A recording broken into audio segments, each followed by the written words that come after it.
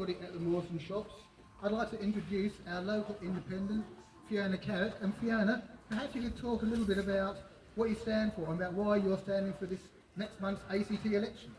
Thank you for that. I'm standing because I'm passionate about the people that live in our community. So I want to see more housing for our people, public housing and affordable housing.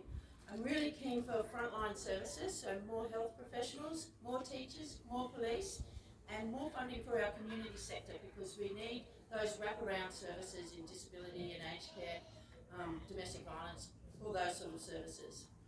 I'm also really keen to do a better job and have ambition for our local areas, so our footpaths, maintenance of our streets, mowing, streetlights, and I have ambition for our shops so that we have activity. We bring social infrastructure into Woden and ice skating. We keep the ice skating rink.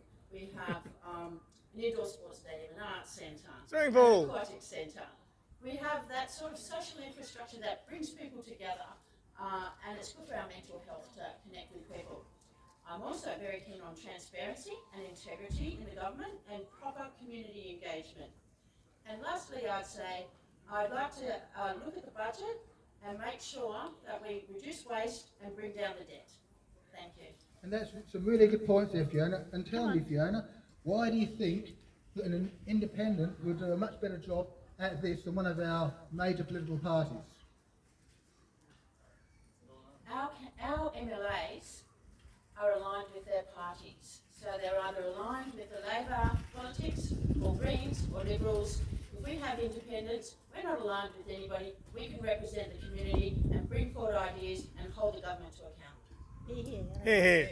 And I thank you very much for that, Fiona. And everybody out there, if you would like to see someone who's independent, who's going to stand up for our community, who's going to stand up for what we believe in, please exercise your rights next month in the ACT election and vote for Fiona Carrick, Independent.